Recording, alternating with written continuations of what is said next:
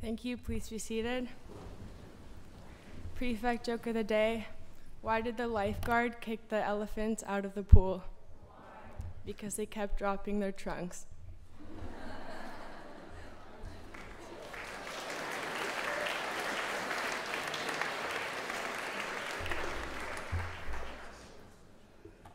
You know, I said to Mrs. Rev last night, I always say something about the puns, and it's always a little bit mean, so I'm just not going to say anything at all this morning. Thank you, Maria. We're going to begin by singing hymn number 21, Zion's King Shall Reign Victorious. Please stand.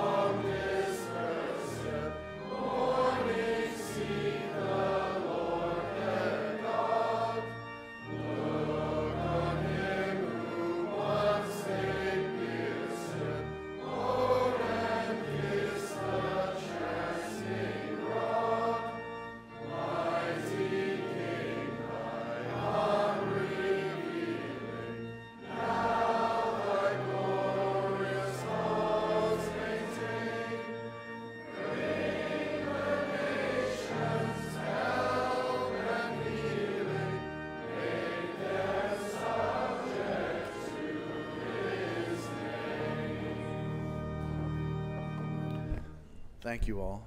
Please be seated. And I'm going to invite the headmaster to come forward to welcome us all back. Thanks, Rev.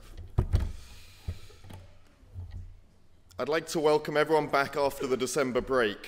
I trust that you've had the opportunity to reconnect with families and friends and your home communities and have taken time to recharge your batteries for the term ahead. I've heard glowing reports of the basketball tour to Hawaii, squash tournaments in Canada and the US, hockey tournaments both on and off campus, and I'd like to thank the staff responsible for planning and delivering these opportunities for our students over the holiday break.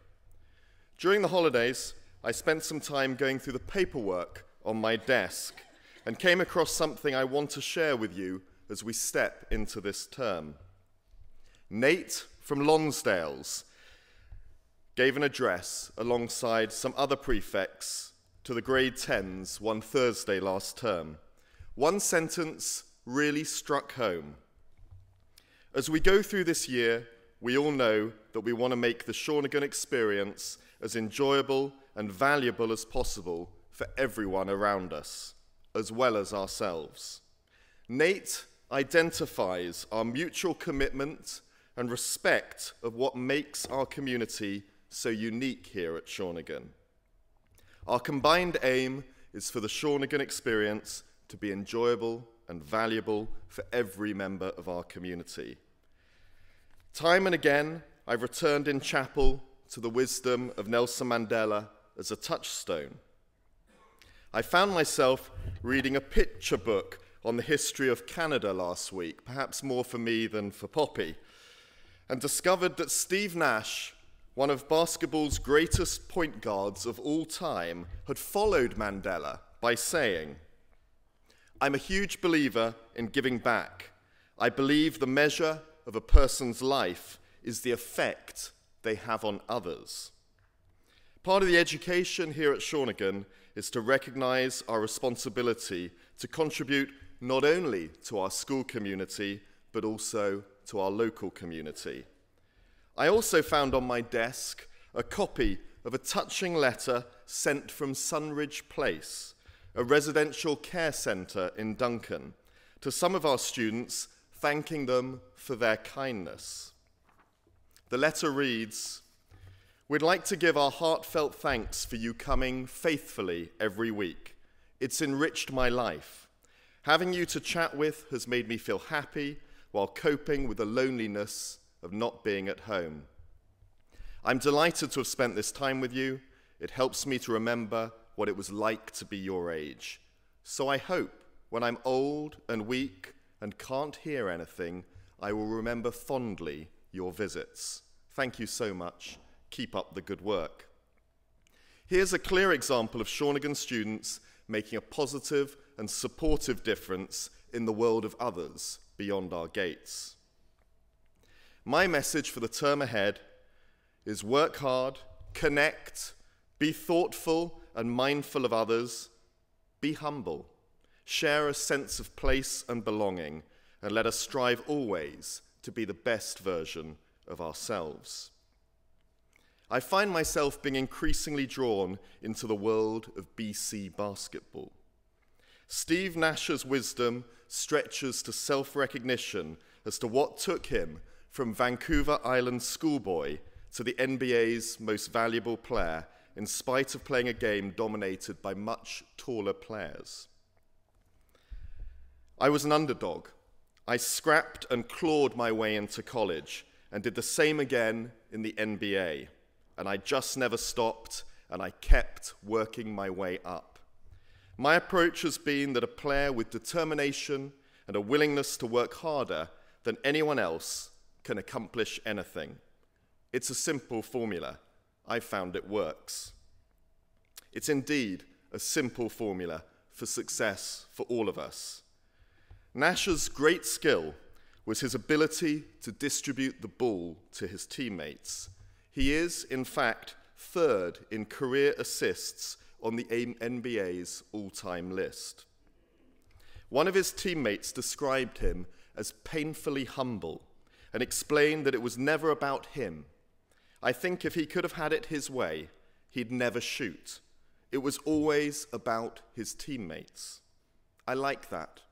The combination of dedication, humility, and commitment to one's team. New experiences and challenges await you. Please take full advantage of the opportunities presented to you over the course of the term. Enjoy yourselves, and at the same time, as Nate suggests, support the enjoyment of others. It's a hop, skip, and a jump to Ski Week in early February. Kathleen and I received a Christmas card with a lovely message inside. The new year stands before us like a chapter in a book waiting to be written. A message for us all. Good luck with the term ahead.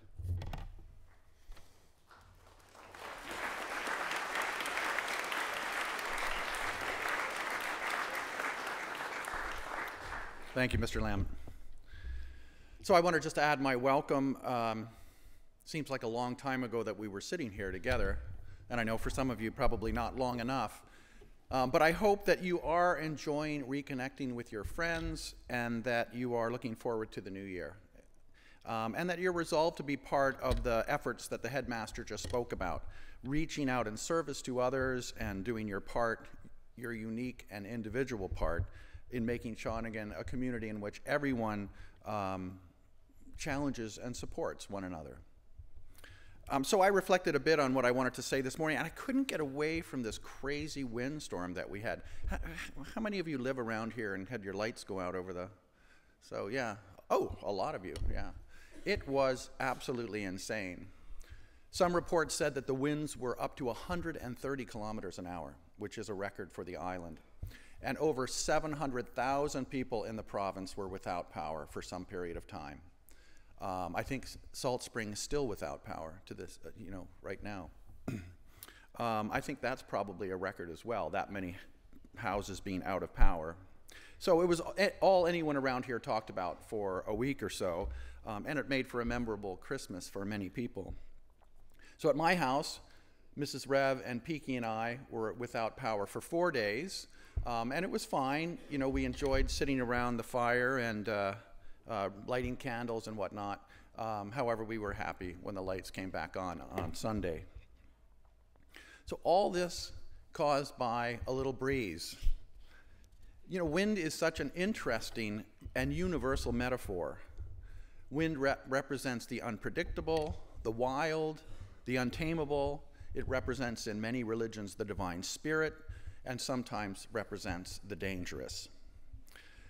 But the quality of wind that I've been thinking about is that something that is completely unpredictable and completely invisible can have such a profound and lasting impact on our lives in very practical ways. So when I go out on my boat in the mornings when I go out, I'm always aware, of course, of the wind, and I realize I have to go and look at the trees in order to see what the wind is up to. So sometimes the things that are most powerful in our lives, the things that have the most effect, if you think about what those things are, the love or lack of love that we feel from one another, the sea of emotions that sometimes buoy us up and sometimes threaten to drown us, these are all things that we can't see, of course, but we can only know by the effects that they have. So we don't see emotions or love or friendship, but we, of course, do see the results. We can see a whole world of emotion on the faces of the people around us. But even then, we have to look carefully to make sure that what we are seeing is really evidence of what's going on behind those expressions, that we're really seeing the emotions that are being expressed. Just because we can't see something doesn't mean that it isn't there. Just because we can't see the feelings of other people doesn't mean that they're not feeling them. But to actually know what other people are feeling takes a different kind of seeing. It requires us to interpret the evidence we see, and it requires us to empathize, to imagine what might be happening for others. So what's the point of all this? Perhaps the point is to not assume that we know what's going on inside of another person's head or heart, to take care and time to see with the eyes of the heart as well as our physical eyes, and to watch for subtle signs that others exhibit when they don't really know exactly how to share what's happening inside of them, and to be patient with one another. So thank you for your patience this morning. Pray for snow. I hear it's coming. And of course, our final hymn will be, anybody want to guess? The Groves House hymn, I Feel the Winds of God Today. Please stand.